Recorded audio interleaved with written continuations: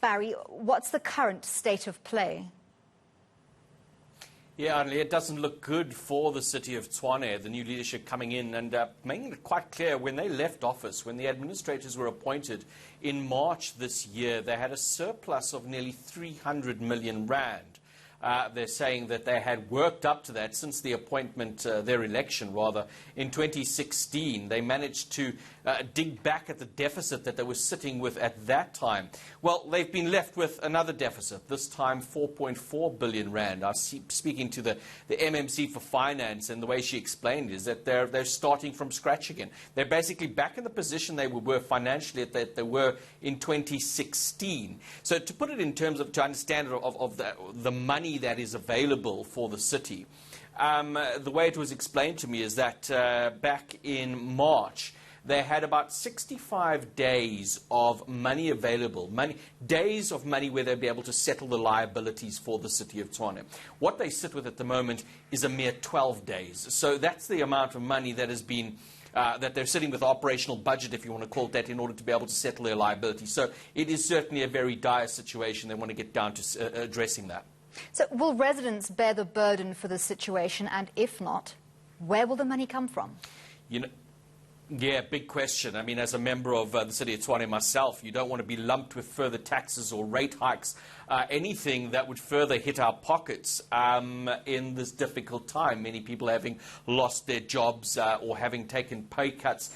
So the simple answer to that, the straight answer, is that no, the residents won't be bearing the brunt, at least for now. But I did speak to the MMC for Finance, Maralisa Fourie, and she had this to say.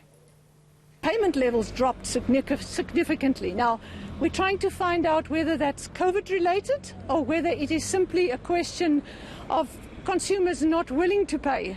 So it's a combination of that, and we have to clarify that picture. So the investigation is currently ongoing.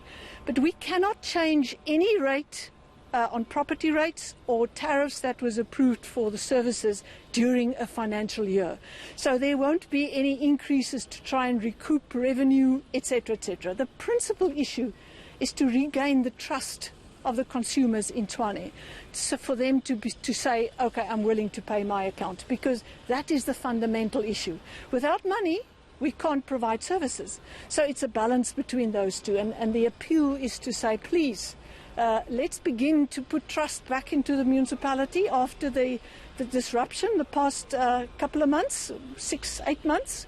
Let's put the trust back and let's get the show on the road again. Barry, have these administrators been asked to answer for this 4.4 billion rand deficit?